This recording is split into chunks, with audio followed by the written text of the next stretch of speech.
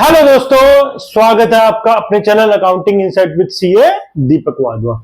आज हम डिस्कस करेंगे आईएफआरएस 18 पार्ट 3 के बारे में, जहां पे हम डिस्कस करेंगे एग्रीगेशन और डिसएग्रीगेशन रिक्वायरमेंट के बारे में। जैसे कि आपको पता है कि इसके ऊपर मैंने पहले ही 2 वीडियो बनाए आईएफआरएस 18 पे। पहली वीडियो थी हमारी सब टोटल ऑफ जो आए हैं प्रॉफिट और लॉस अकाउंट में, उसके बारे में। दूसरी वीडियो में हमने डिस्कस किया था एमपीएम के बारे में, मैनेजमेंट डिफाइंड परफॉर्मेंस मेजर्स के बारे में। आज की वीडियो में डिस्कस करेंगे एग्रीगेशन और डिसएग्रीगेशन के रिक्वायरमेंट के बारे में जी। तो चलिए स्टार्ट करते हैं।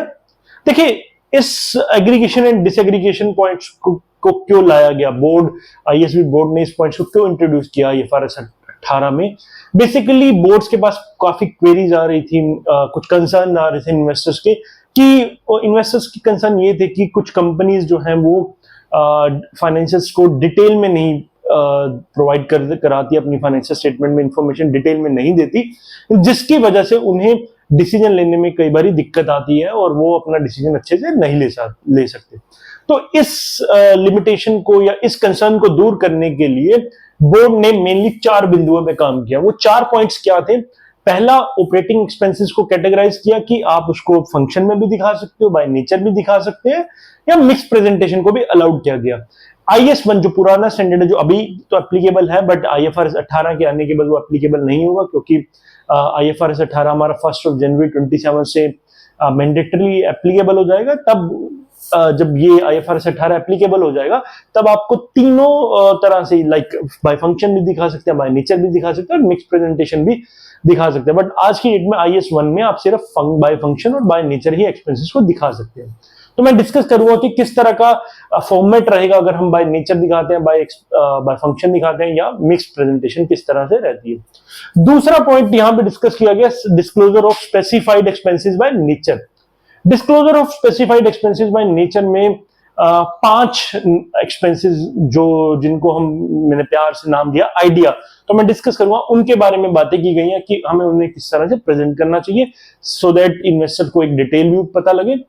तीसरा पॉइंट बात करता है कि हम किसी भी एक्सपेंसेस को अदर कैटेगरी में नहीं शो कर सकते, तो उसके लिए गाइडेंस दी गई है और नाम दिया गया है कि मीनिंगफुल लेबल्स, तो इसके बारे में भी डिटेल में डिस्कशन करेंगे। और चौथा पॉइंट है कि एग्रीगेशन और डिसएग्रीगेशन को किस तरह से डिफाइन किया गया है, क्राइटेरिया क्या है, तो उसके बारे में भी चर्चा करेंगे। तो आज जो अभी मैं डिस्कस करने जा रहा हूं, इन 2 पॉइंट्स के ऊपर, ऑपरेटिंग एक्सपेंसेस जो है हमारे, किस तरह से तीनों प्रेजेंटेशन दिखा सकती है एक ऑर्गेनाइजेशन, और उसके बारे में बात करेंगे हम सेकंड पॉइंट, जहां पे स्पेसिफाइड एक्सपेंसेस बाय नेचर किस तरह से दिखाएंगे, तो उसके बारे में बात करेंगे। चलिए पहले बात करते हैं ऑपरेटिंग एक्सपेंसेस को किस तरह से हम दिखा सकते हैं। इसके लिए मैंने वैसे तो एक सेपरेट वीडियो बनाया है एक्सपेंसेस के रिगार्डिंग, बेसिकली, जहां पे मैंने ये बताया है कि what do mean by expenses by nature और बाय फंक्शन। तो दोनों के बीच में अंतर को डिटेल में डिस्कस किया गया है कि बाय फंक्शन आप क्या समझते हैं एक्सपेंसेस, और बाय नेचर एक्सपेंसेस कैसे होते हैं। जस्ट छोटा सा रिकैप अब मैं आपको बता देता हूँ। बाय फंक्शन का मतलब होता है कि जब हम किसी एक्टिविटी या डिपार्टमेंट वाइज एक्सपेंसेस को कैटेगराइज करते हैं, और नेचर का मतलब होता है जब हम सोर्स ऑफ एक्सपेंस को दिखाते हैं, that is called nature of expenses. तो यहाँ पे आप देखिए 3 तरह से हमें परमिशन दिया गया है, परमिट किया गया है कि हम बाय फंक्शन भी दिखा सकते हैं एक्सपेंसेस को, बाय नेचर भी दिखा सकते हैं, और मिक्स प्रेजेंटेशन भी दिखा सकते हैं। पहले बात करते हैं फंक्शन की। तो देखिए फंक्शन में जैसे आपने रेवेन्यू दिखाया, तो उसके बाद कॉस्ट ऑफ गुड्स सोल्ड, जो प्रोडक्शन डिपार्टमेंट का कॉस्ट ऑफ गुड्स सोल्ड आया वो आप यहाँ पे दिखा सकते हैं, देन उससे ग्रोस प्रॉफिट आएगा। उसके बाद रिसर्च एंड डेवलपमेंट डिपार्टमेंट के जो आपके खर्चा है, एडमिनिस्ट्रेशन के जो खर्चा है, वो दिखाकर आप ऑपरेटिंग प्रॉफिट पे आ सकते हैं। इसी तरह से नेचर में आपको क्या बताना पड़ेगा कि रेवेन्यू कितना था, टोटल रॉ मटेरियल कंज्यूम कितना हुआ, डेप्रिसिएशन कितना लगा, एम्प्लॉय बेनिफिट कॉस्ट कितनी थी, उससे आप ऑपरेटिंग प्रॉफिट पे आ सकते हो। जब इन दोनों के कॉम्बिनेशन को हम कंबाइन करके दिखाते हैं, that is called mix presentation. अब तक IS1 में ये अलाउड नहीं था, बट IFRS 18 में भी इसको मिक्स प्रेजेंटेशन को भी अलाउड किया गया है। तो आप देख सकते हैं कि जैसे रेवेन्यू और कॉग्स हमारा बाय फंक्शन की तरह ट्रीट हो रहा है, then will arrive at a figure of gross profit. उसके बाद इंपेयरमेंट एक्सपेंसेस हमारे दिखाते हैं कि हम नेचर वाइज इसको दिखा रहे हैं, और उसके बाद एडमिन एक्सपेंसेस फंक्शन को दिखा रहे हैं।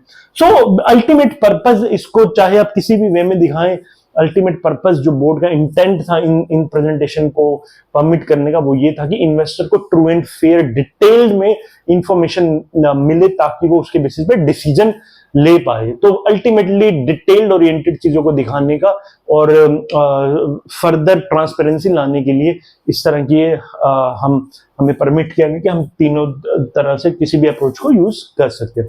तो पहला पॉइंट इससे रिलेटेड था जो हमने यहाँ पे कवर किया, operating expenses by nature, function और मिक्स प्रेजेंटेशन इज परमिटेड। दूसरा पॉइंट है disclosure of specified expenses by nature. ये एक यूनिक पॉइंट आया है आईएफआरएस 18 में, जहां पे ये बात की गई है अगर हम किसी ऑपरेटिंग एक्सपेंसेस को बाय फंक्शन दिखाते हैं तो हमें 5 नेचर एक्सपेंसेस को भी डिटेल्ड में दिखाना, 5 हमारे ऑपरेटिंग एक्सपेंसेस बाय नेचर है उनको भी डिटेल्ड में दिखाना पड़ेगा। तभी मैं वर्ड यूज कर रहा हूं उन 5 के लिए। आइडिया I4 हम बात करेंगे। अगर कोई इन्वेंट्री के अंदर रिटर्न डाउन हुआ है तो I for the inventory return down. Then again I is for impairment losses, तो I 2 बार आएगा यहां पर। Then D represent depreciation, E represent the employee benefit और A represent the amortisation. Inventory return down, impairment losses and then depreciation, employee benefit, scores जो है आपकी, और उसके बाद अमोर्टाइजेशन। तो इन 5 जो एक्सपेंसेस बाय नेचर है इनको फर्दर आपको डिटेल में बताना है। अगर आप ऑपरेटिंग एक्सपेंसेस को बाय फंक्शन दिखाते हैं अपनी फाइनेंशियल स्टेटमेंट में, तो आपको एक नोट में बाय नेचर इन 5 नेचर को दिखाना पड़ेगा अपने नोट्स में वेरी डिटेल में। जब ये स्टैंडर्ड बन रहा था तो बोर्ड ने इनिशियल ड्राफ्ट में ये आस्क किया, ये बताया कि हम सभी अगर आप कोई ऑर्गेनाइजेशन बाय फंक्शन रिपोर्ट कर रही है खर्चों को, तो उसे by nature her nature of expense को डिटेल में बताना पड़ेगा। तो एक फीडबैक उसे मिला कि अगर हर एक ऑर्गेनाइजेशन फंक्शन रिप्रेजेंट कर रही है और उसको नेचर भी दिखाना पड़ेगा तो दैट इज क्वाइट टीडियस और वहां पे काफी कॉस्ट भी इन्वॉल्व होगा। तो लास्ट में ये डिसाइड किया गया अगर आप फंक्शन वाइज एक्सपेंसेस को रिप्रेजेंट कर रहे हैं तो आपको सिर्फ 5 नेचर एक्सपेंसेस को ही दिखाना पड़ेगा और वो एक कॉस्ट बेनिफिट एनालिसिस बनाएगा जिसके बेसिस में इन 5 चीजों को ही आपको डिटेल में बताना पड़ेगा, क्योंकि ये 5 चीजों जनरली ऑर्गेनाइजेशन के पास इन 5 चीजों का डेटा अवेलेबल हैंडी रहता है।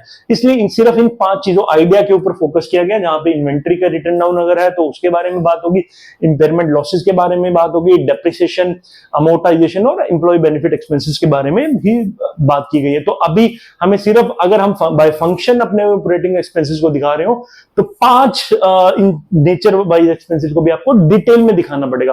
तो यहां एक फॉर्मेट ड्रॉ किया गया है, this is just a format जो बोर्ड ने अपने पब्लिकेशन में दिखाया था, तो मैंने एग्जैक्टली वही फॉर्मेट को यहां पे रेप्लिकेट किया। इसके अलावा भी आप किसी भी तरह से फॉर्मेट बना सकते हैं, उसमें कोई दिक्कत वाली बात नहीं है। जस्ट जो बोर्ड ने बनाया फॉर्मेट में उस फॉर्मेट को एक साथ आपके साथ गो थ्रू करता हूं। तो देखिए फर्स्ट एलिमेंट हम जहां यहां से बात करें डेप्रिसिएशन। डेप्रिसिएशन कैसे अराइज हुआ? कॉस्ट ऑफ गुड्स सोल्ड से, R&D से, जनरल एडमिन एक्सपेंसेस है, यानी कि प्रोडक्शन डिपार्टमेंट से कितना रिलेटेड डेप्रिसिएशन है, R&D डिपार्टमेंट से कितना है, जनरल एंड एडमिन से कितना हमारे पास डेप्रिसिएशन है, तो टोटल डेप्रिसिएशन हमारा आ जाएगा। उसके बाद जो टोटल अमोर्टाइजेशन है वो किस डिपार्टमेंट से कितना, जैसे R&D से हमारे पास आया है। देन टोटल एम्प्लॉय बेनिफिट, हमारे कुछ एम्प्लॉइज फैक्ट्री में होंगे, कुछ हमारे ऑफिस में होंगे, कुछ हमारे सेलिंग, डिस्ट्रीब्यूशन, मार्केटिंग में होंगे, तो उनका बाइफर्केशन भी यहाँ पे किया गया है। देन इंपेयरमेंट लॉस कितना हुआ, कितना R&D के खर्चों की वजह से हुआ, कितना गुडविल का इंपेयरमेंट लॉस हुआ, वो आपको दिखाना है।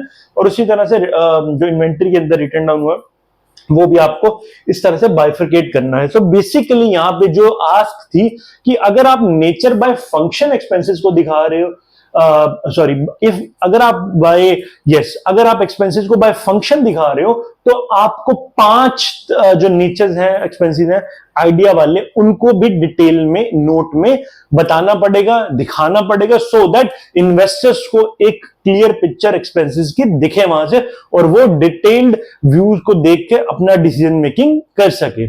जी, तो हमने इन 4 पॉइंट्स में से 2 पॉइंट को डिस्कस कर लिया है और इसी की कंटिन्यूशन में बाकी 2 पॉइंट्स को डिस्कस करूंगा, तो वो मैं अगली वीडियो में लेके आऊंगा। तो आप प्लीज इन वीडियो को कंटिन्यूशन में देखना और फिर हम एक लास्ट वीडियो में कि कैश फ्लो में कितना इंपैक्ट हुआ और एक की टेकअवेज क्या निकल के आते हैं उसके बारे में डिस्कशन करें। सो तब तक बाय, टेक केयर।